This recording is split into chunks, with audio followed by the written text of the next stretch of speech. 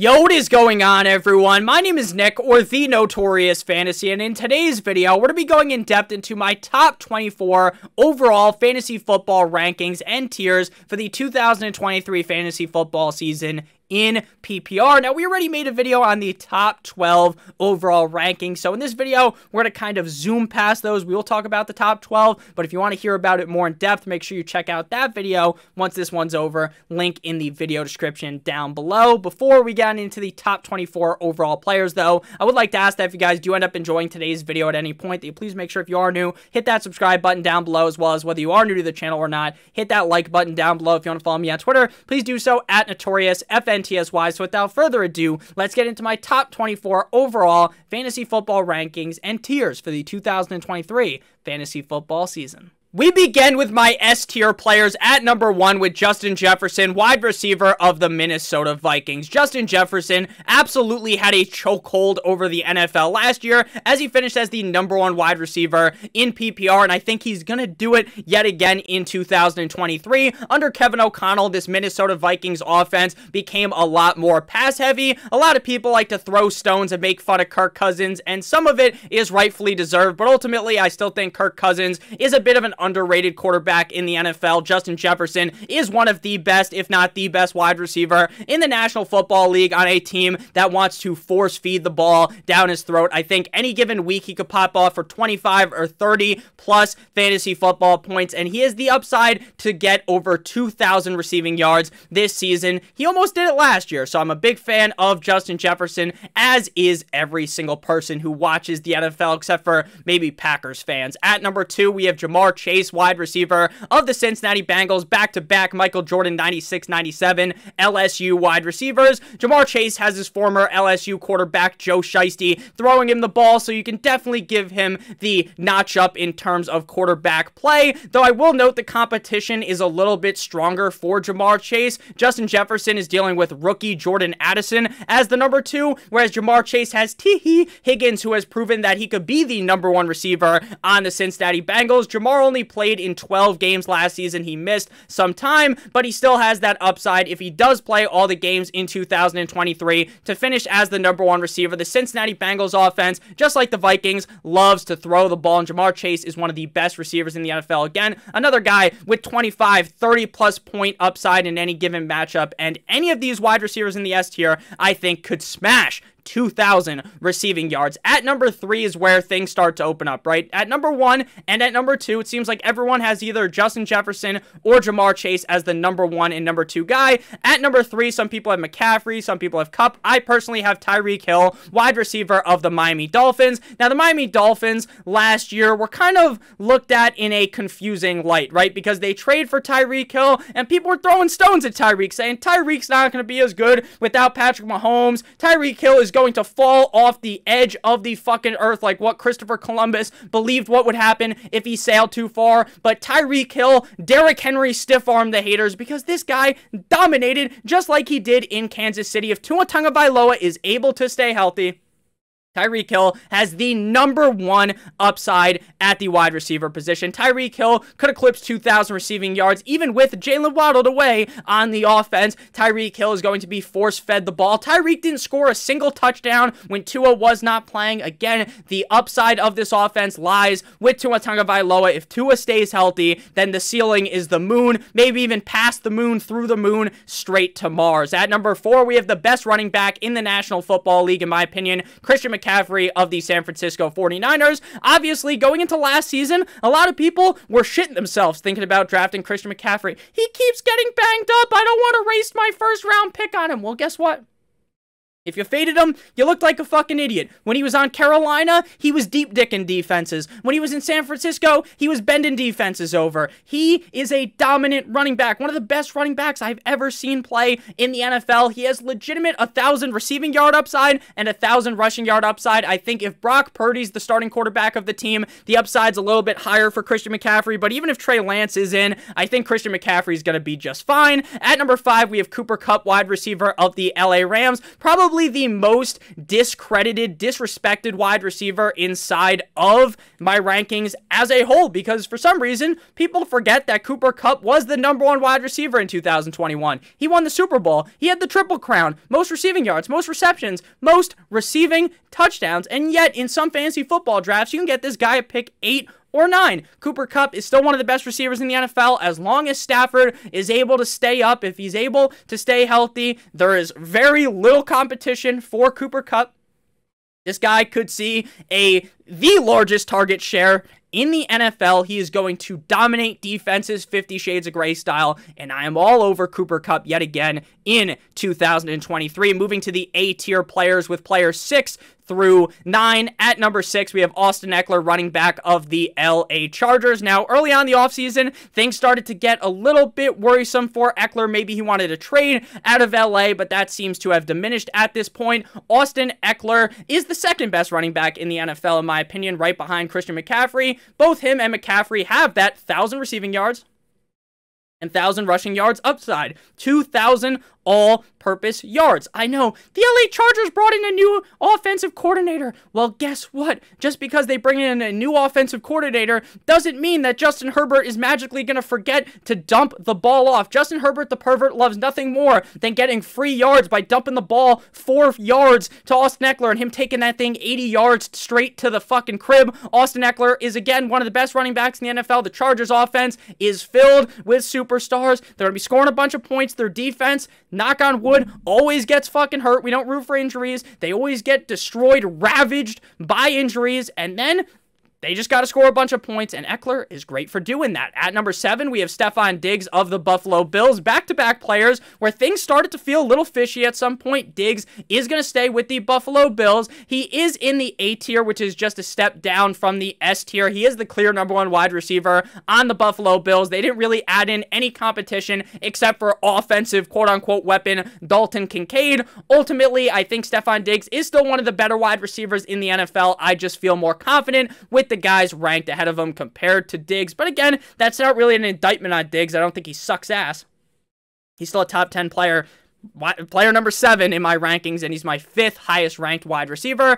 At number 8, we have Travis Kelce of the Kansas City Chiefs. Now, Travis Kelce is the undisputed clear best tight end in the NFL. I don't care if he's going out there at his age and he needs a fucking cane. He is going to take that cane and shove it up the defense's ass. Travis Kelce could score 10 plus touchdowns this season. The Kansas City Chiefs wide receiver room is even more gross than it was entering last season. This guy's a red zone hog. He scored 1 million touchdowns against the Arizona Cardinals last season. He has that upside in every single game. And while I don't necessarily want to draft Kelce at 8 every single time, that is the earliest I would draft him. And when you draft him, you just have that comfortability, right? You just feel so comfortable with the tight end in your lineup. Every single week, you're not scavenging the waiver wire, trying to pick up some tight end that it was the second stringer and now is the first stringer on his team and is looking good and he scores 6 points. No, you get Travis Kelce, who could hang 30 points any given game. At number 9, to close out the A tier, we have Davante Adams of the Las Vegas Raiders. Now, there's a lot of people also throwing stones at Davante Adams, kind of like Cooper Kupp. They think Davante Adams is washed, this, that, and the other thing.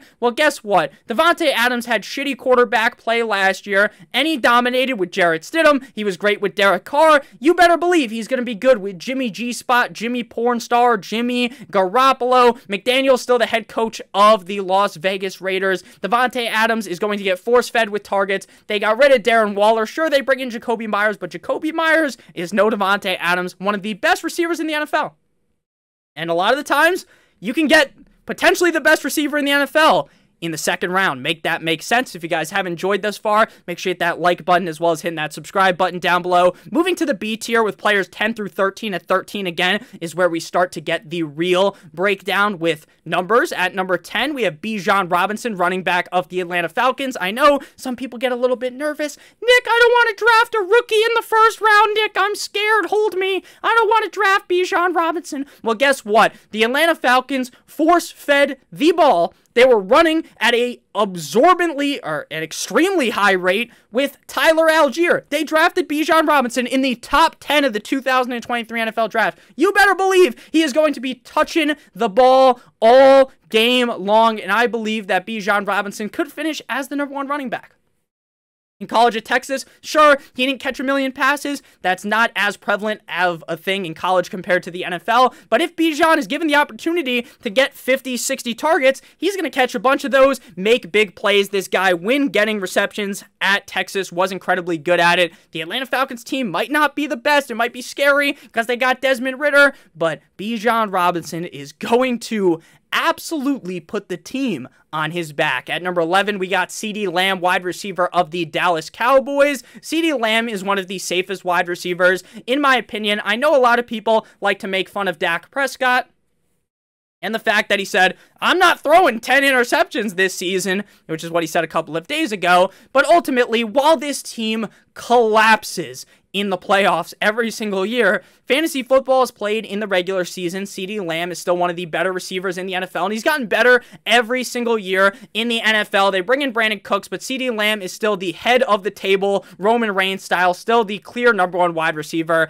in this offense. At number 12, we have A.J. Brown of the Philadelphia Eagles, another NFC East player. A.J. Brown, the number one receiver on the Eagles. A lot of people also like to make fun of Jalen Hurts. They say, oh, he's a running back, he can't throw this, that, and the other thing. Well, if you actually look at the efficiency, he can throw the ball. So shocking, right? The guy's great in Tennessee, A.J. Brown. He's also great in Philadelphia. They got a great offensive line, a great quarterback. They're going to score a bunch of points. What more could you want out of your number one receiver? At number 13, to close out the B tier, where the true breakdown begins, the sun god, Amon-Ra St. Brown of the Detroit Lions. Underdog ADP, wide receiver 9 at pick 13.6. Last year, he was the wide receiver 7 in PPR and the wide receiver 11 in PPR points per game. He played in 16 games last year, having 146 targets, 9.1 per game, number 8, 106 receptions, 6.6 per game, number 5, 1,161 receiving yards, 72.6 per game, number 10, and 6 total touchdowns, 20th. Amon-Ra St. Brown, for the first 6 games of the season, has 0 competition around him. Sure, the team just traded for Denzel Mims, but Denzel Mims never really did shit in New York. He will not be able to even hold the jockstrap of Amon-Ra St. Brown. So for the first 6 games of the season, without Jameson Williams, Amon-Ra St. Brown is going to be peppered Salt Bay style with targets. Jared Goff, significantly better than people give him the credit for. Amon-Ra St. Brown had an 8 target accuracy last season, ranking 9th at wide receiver, and he was 15th in true catch rate. He is both incredibly safe. He's like wrapping 4 condoms around your fantasy football team, with the upside of maybe even finishing as the number 1 wide receiver. I feel fine in certain drafts if a lot of wide receivers are taken and you get into the range of running back where things start to get a little bit spicy with Saquon Barkley. I might even be fine taking Amon-Ra St. Brown in the first round of drafts. That's how confident I am in the Detroit Lions offense. I think they are going to be one of the better offenses in the NFL. And until Jameson Williams comes back, there's really no competition around Amon-Ra. And even when Jameson Williams comes back, who knows how great he will be? He hasn't really done anything in the National Football League. So I'm a huge fan of Amon-Ra St. Brown. I'm a huge fan of the safety as well as the upside that he presents. Moving now to the C tier, we got Saquon Barkley, running back of the New York Football Giants, underdog ADP, running back 6 at pick 19.9. Now, I know what you might be thinking. Nick, Saquon Barkley might hold out the whole season. Are you not incredibly nervous? Well, I am a little bit nervous, but right now, it's July. Training camp, the regular players haven't reported to training camp. So if we get into middle August, later August, and Saquon is still chilling in Miami, riding a jet ski, Le'Veon Bell style, or if he's just chilling at home, watching Netflix, then I'm gonna start to panic. But right now, I still have belief that Saquon Barkley could end up showing up for the beginning of the season. Will he maybe miss much of the preseason, much of training camp? Sure, but I still think he's going to end up playing. Now, if he doesn't, and we get to late August, it's like, oh wow, Saquon Barkley hasn't reported. Then he is going to plummet down my rankings. But right now, even in my underdog drafts where I'm putting my money in, I'm still happy to draft him inside the second round and say, you know what? If he ends up missing all year, it is what it is. I'll just feel a little bit bad, but I think he's honestly going to end up coming back and playing. Running back 5 in PPR last year, 5 in PPR points per game. Playing in 16 games last season, 295 carries, 18.4 per game, number 4.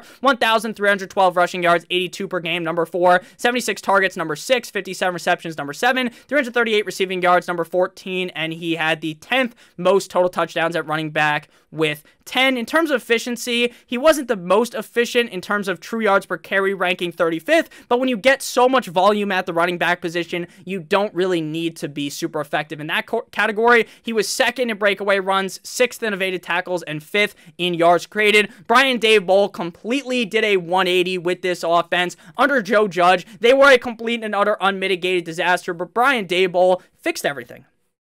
He made Daniel Jones not suck ass. He helped Saquon Barkley out. The offensive line is pretty solid, and Saquon Barkley is the best player on this offense. So as long as the holdout doesn't last all the way up until late August, I'm very confident in Saquon Barkley playing. At number 15, we got 9-inch Nicholas Chubb, running back of the Cleveland Browns. Current underdog ADP running back 4 at pick 14.2. But before we break down Nick Chubb, I want to give you guys a quick word for our friends and our sponsor over at Underdog Fantasy. Now, Underdog Fantasy is the best place to play best ball fantasy football this summer. If you're new to best ball and don't know what it is, it's the best part of fantasy football. It's the draft. There's no waiver, there's no trades, and there is no editing your lineup. At the end of every single week, Underdog automatically puts the highest scores in your lineup for you. They have the biggest fantasy football best ball contest ever, Best Ball Mania 4, $25 to enter, 150 max entries, $3 million to first place, $15 million in total prizes. If you don't want to join any tournaments on there, they have regular cash games, so it's just like as low as a $3 buy-in,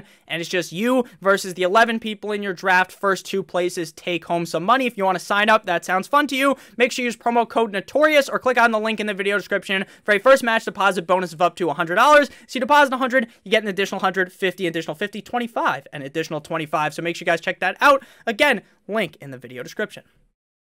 So back on into things here with the boy, 9-inch Nicholas Chubb. Now, I have been talking up Nick Chubb all off season long. ADP running back 4, pick 14.2. He could easily eclipse Saquon Barkley in my rankings. If I start to panic a little bit, he's definitely going past Saquon. Running back 6 in PPR last season, running back 7 in PPR points per game. He played in all 17 games last season with the Browns, 302 carries, number 3 at running back, 1,525 rushing yards, number 3, 37 targets, number 31, 33, 33rd in terms of receptions with 27. He was 24th in receiving yards and 3rd in total touchdowns. He was 9th in true yards per carry, 13th in yards per touch, 4th in juke rate, and 6th in yards created. They lose Kareem Hunt. It doesn't seem like they're bringing in another pass-catching running back, which means that Nick Chubb could go back to 2019 Nick Chubb.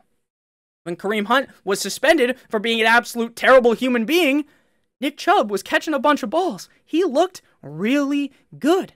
So if they don't bring in anyone else, Chubb might get 60 targets on the season. Now, he's not magically going to turn into Kamara or Austin Ekeler and get 1 million targets, but even that slight bump will help him a ton. I think Deshaun Watson's going to play a lot better. I think this Browns offense is going to be a huge surprise for a lot of people who think they're just going to suck ass. I think they are going to bounce back in a big way, and Nick Chubb is going to be a huge part of that. At number 16, we got the boy Jaylen waddled away, waddle, till the very next day. Wide receiver of the Miami Dolphins, underdog ADP wide receiver 11 at pick 16.3. Wide receiver 8 in PPR and wide receiver 13 in PPR points per game. Playing in 17 games last season, 116 targets, 24th, 75 receptions, 23rd, 1,356 receiving yards, 7th, and 8 total touchdowns, number 11.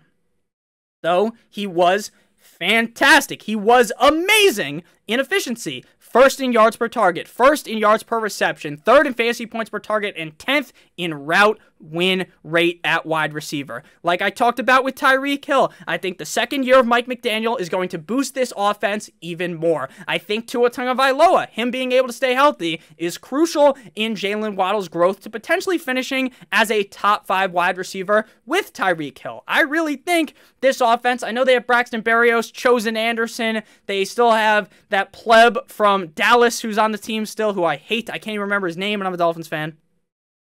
Can't stand that guy from Dallas. Don't remember his name off the top of my head. But really, it's Waddle and it's Tyreek. And these two are fantastic. The speed is unreal. They could take a slant over the middle directly to the crib. Tua's deep accuracy was the best in the National Football League last year. He looks even bigger. He's trying to reduce his concussions by getting a little bit thicker. He's been doing these judo training, I believe it is, to make sure he doesn't bang his head on the ground.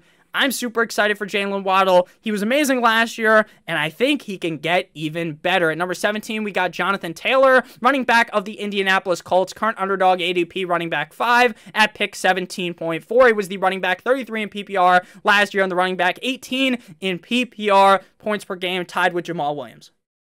Now, if you drafted Jonathan Taylor, number 1 overall last year, you will have felt burnt as it gets. Jonathan Taylor took you out back. You were looking at wabbits like you're Lenny in Of Mice and Men, and he took you out. You got whacked fucking Tony Soprano style if you took Jonathan Taylor, because at number 1 overall, when you finish at running back 33, that just doesn't cut it. The Indianapolis Colts flopped like a flounder last season, right? They went from an offense that people projected to be pretty decent to being awful. They go from Frank Reich to Jeff Saturday, and then now they have Jeff Stitchen, or not Steve Stitchen, I think his name is Steve Stitchen, as the head coach formerly of the Philadelphia Eagles. They get rid of the quarterback. They bring in Anthony Richardson because Matt Ryan didn't work. Neither did Sam Ehlinger. So everything went wrong. The offensive line played bad. Taylor gets hurt.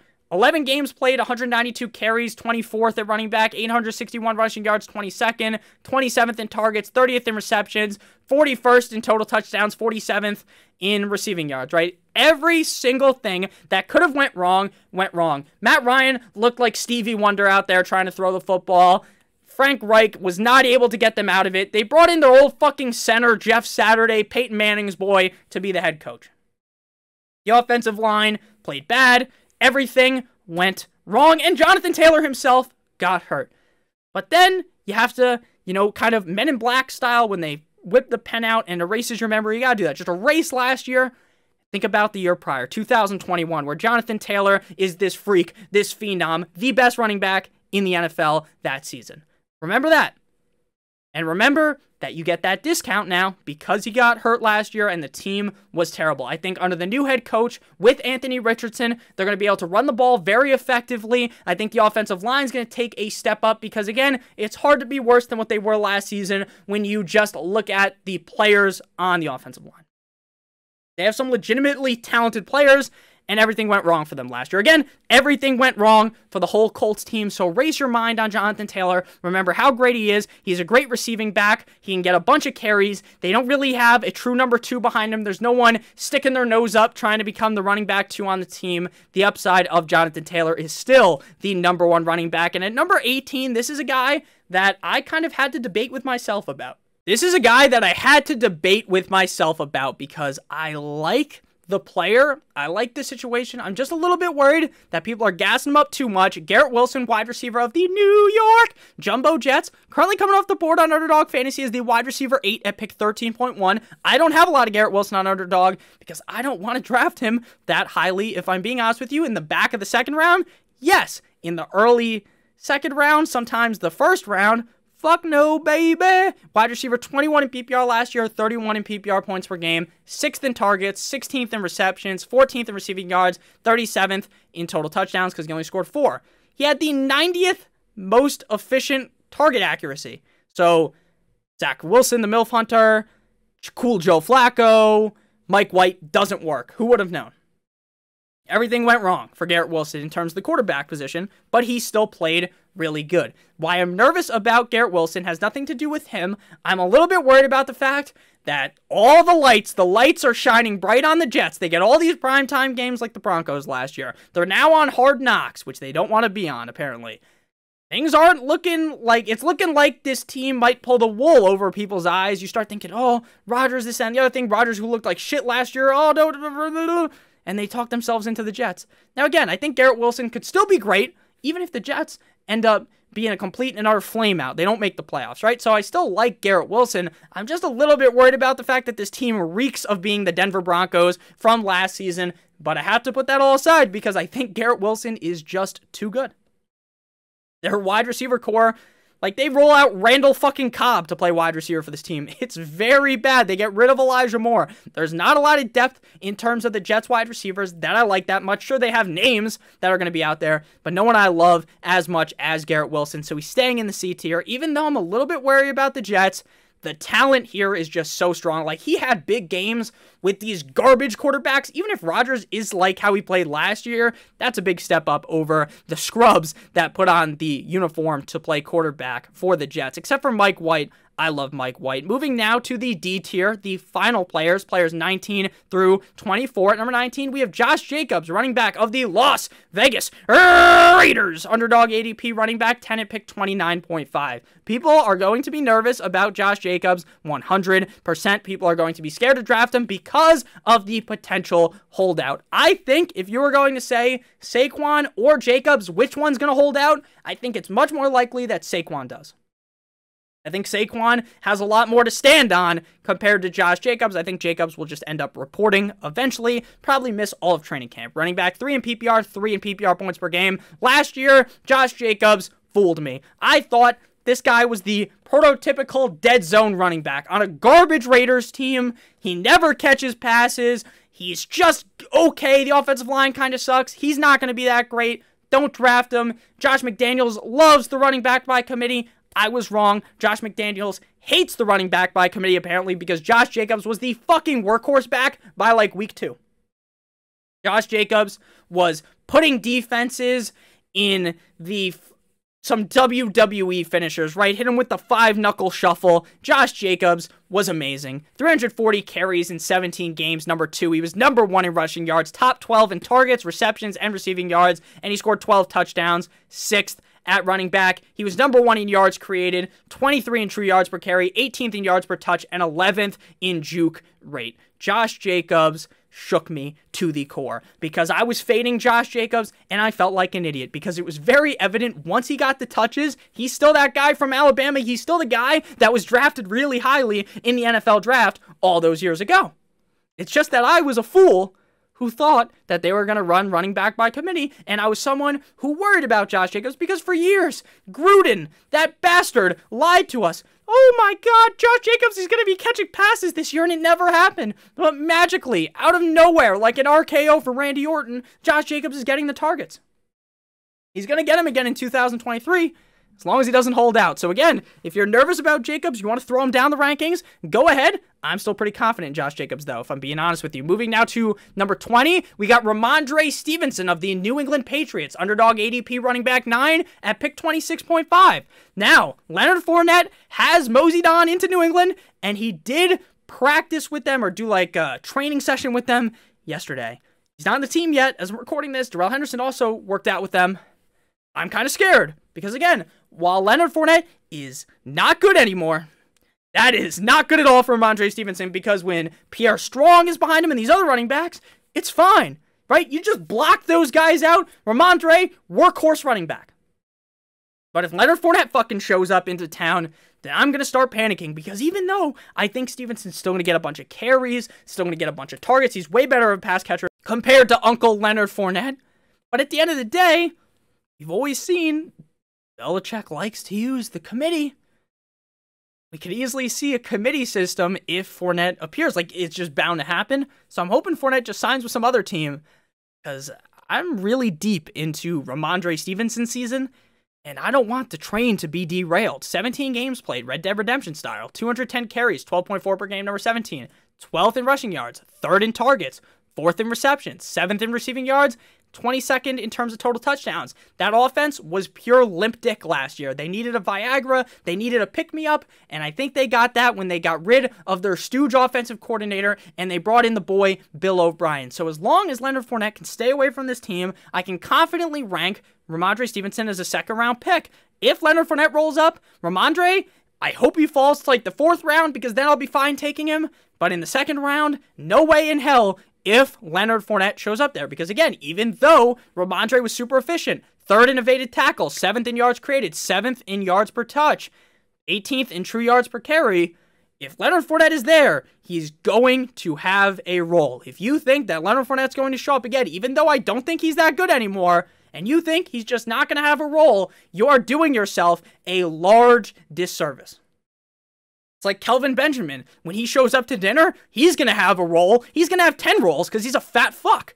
Rhamondre Stevenson is going to be screwed slightly if Leonard Fournette shows up. Just screwed enough to where I'd have to move him down outside the top 24. At number 21, can you do something for me? I moved up Tony Pollard past Derrick Henry, running back of the Dallas Cowboys, underdog ADP, running back 7, pick 20.7. Why did you do that, Nick? Tony Pollard also stuck on the franchise tag, but Pollard's not holding out. Pollard is going to get ran into the dirt. They don't have much behind him. They got Deuce Vaughn, Malik Davis. Even if they bring back Zeke, Pollard is wheels up for a 2023 huge season where they run him into the dirt and say, see you later, pal. Bye-bye. Wave to him from the clouds. Bye-bye, like that fucking alligator and the dude in the movie with the golf guy, Adam Sandler playing golf. The name of the movie is failing me, with the grandma that gets hit on.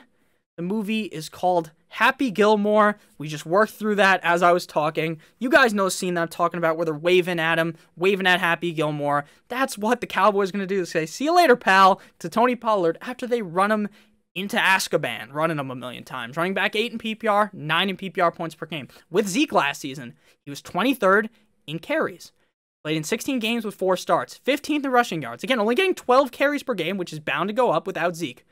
16th in targets, 17th in receptions, 12th in receiving yards. But he scored the 6th most total touchdowns because even though he's not the biggest guy, he's not big like Zeke. Zeke's like Kelvin Benjamin. He eats 3 Thanksgiving dinners. But Tony Pollard, a little bit tinier, still very, very shifty, can score touchdowns. 13th in true yards per carry, 5th in yards per touch, 4th in breakaway run rate, and 8th in average defenders in the box with 6.9. Very nice, I like. So even though they were stacking the box against TP, against Tony Pollard, he was wiping his ass with the defense, scoring all these touchdowns, getting all these yards. Imagine what's going to happen if he just gets more carries, which he's going to. Going to be great. At number 22, we got the boy Higgins, wide receiver of the Cincinnati Bengals. Underdog ADP, wide receiver 14 at pick 23.4. Wide receiver 19 in PPR, 20 in PPR points per game. Higgins, another one of those guys that is just uber safe.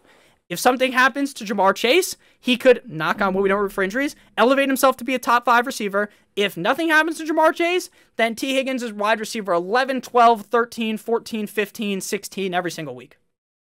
He's super safe and has an incredible amount of upside weekly because of how good the Bengals offense is with Joe Shiesty. Wide receiver 19 again in PPR last year, 20 in points per game. He played in 16 games with 14 starts, 111 targets, 6.5 per game, number 26, 75 receptions, 23rd, 1,042 receiving yards, 17th, and 7 total touchdowns, 14th in terms of efficiency, pretty good, 11th in target accuracy, obviously because Joe Burrow's so good, 16th in yards per target, 30th in yards per reception. Again, every single week, you get that safety, that metaphorical condom wrapped around your team of Higgins when you draft them in either the late 2nd or the early 3rd round.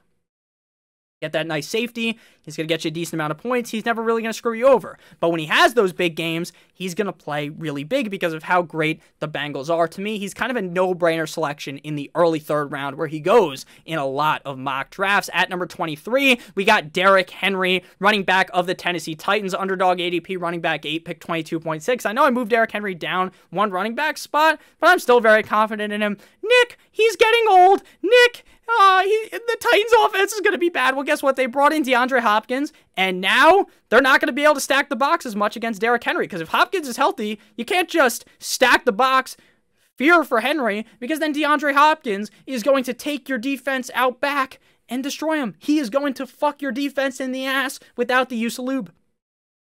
Derrick Henry, I get he's getting up there in age. I get, oh, Nick, his yards per carry has dipped every year since 2020. Who cares? They're going to force feed him the ball. The offense, America runs on Duncan. The Titans run on Derrick Henry. Running back 4 in PPR points per game. For years, I've tried to prey on the downfall of Derrick Henry, saying, you're drafting Derrick Henry too high. You're doing this. You're doing that. He's not effective. He's not efficient. The Titans are this. The Titans are that.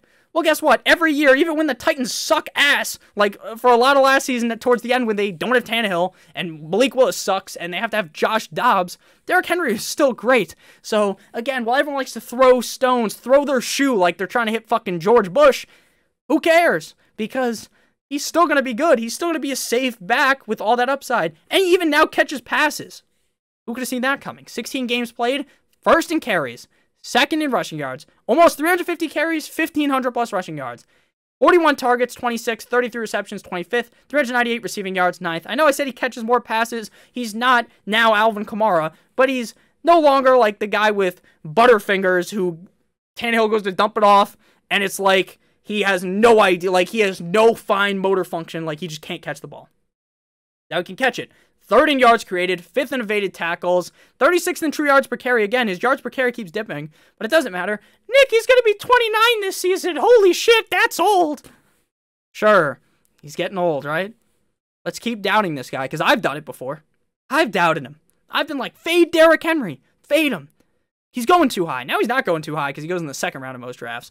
Oh, blah, blah, blah. They like to throw so much shit at this guy. He's not efficient in yards per carry. It doesn't, when you run the ball 350 fucking times, 300 plus times, which he's going to do in 2023, you don't need to get 6 yards per carry to be effective. You can get he got 4.4 last year. He can get 4.2 and he's going to be great. And he's got that added receiving upside. And DeAndre Hopkins is now there. So defense could be all worried about him. The 2 dread boys, or I guess technically Derrick Henry doesn't have dreads. He just has that cool-ass ponytail that I love. I always get scared, though, that someone's going to grab his fucking ponytail and yank him and, like, do, like, what, what's his name? Loki did in, or Hulk did to Loki in the Avengers, where, like, grabs him back and forth. And I'm scared someone's going to do that to Derrick Henry, but they never do because Derrick Henry's such a beast. If someone did that, he would fucking Brock Lesnar destroy him. So, shout out to Derrick Henry. I love Derrick Henry, and I'm going to draft him again this year. And I might not have drafted him last year, but I'm not falling for it again. I'm not going to be stupid. I'm not overthinking greatness like people are doing with Davante Adams. They're doing it with Derrick Henry. At number 24, we got Davante Smith, wide receiver of the Philadelphia Eagles. Underdog ADP, wide receiver 13 and pick 21.5. Wide receiver 9 in PPR last season. Wide receiver 14 in PPR points per game, tied with Mike Evans. 17 games played. Top 13 in targets, 13th with 136, 95 receptions, 9th at wide receiver, 1,196 receiving yards, 8th, and 7 total touchdowns, 14th. Oh, Nick, the Philadelphia Eagles run the ball a lot. Well, then how the hell did Davante Smith get the 13th most targets and A.J. Brown also gets a bunch of targets? How is Jalen Hurts a bad passer if both Davante Smith and A.J. Brown were great last year? 15.8% juke rate for the Slim Reaper, Davante Smith. Davante Smith, another one of those guys with the crazy upside of the fact that he's on an offense that is going to unload, metaphorically, onto a defense. Hit him with the fucking Rambo Gatling gun. Destroy the defenses. And then there's going to be the safety of, hey, they're going to score a bunch of points. He's pretty safe. And then there's the added upside of when they're doing that, he could score 20-plus points. Davante Smith, again, I definitely like A.J. Brown more than him, but there's another guy. Like, you talk about Jaylen Waddle. If something happens to Tyreek, Jaylen Waddle will be like a top 3 receiver in fantasy. If something happens to Jamar Chase, T. Higgins will be that. If something happens to A.J. Brown, Davante Smith could be that top 3 guy. Davante Smith, also, another pro for these guys like T. Higgins or Jaylen Waddle or Davante Smith, they never have to face the best corner because the best corner is always going to be on A.J. Brown. It's never going to be on Davante Smith, so that's another plus for him. Again, the incredible safety with the added upside of being a great receiver on an amazing offense. Thank you guys all so much for watching. If you did end up enjoying, make sure to hit that subscribe button down below as well as hitting that like button. It would help me out a ton. If you want to follow me on Twitter, please do so at NotoriousFNTSY. I love you guys all so much. Hope you have a great guys' day. And as always, good boy.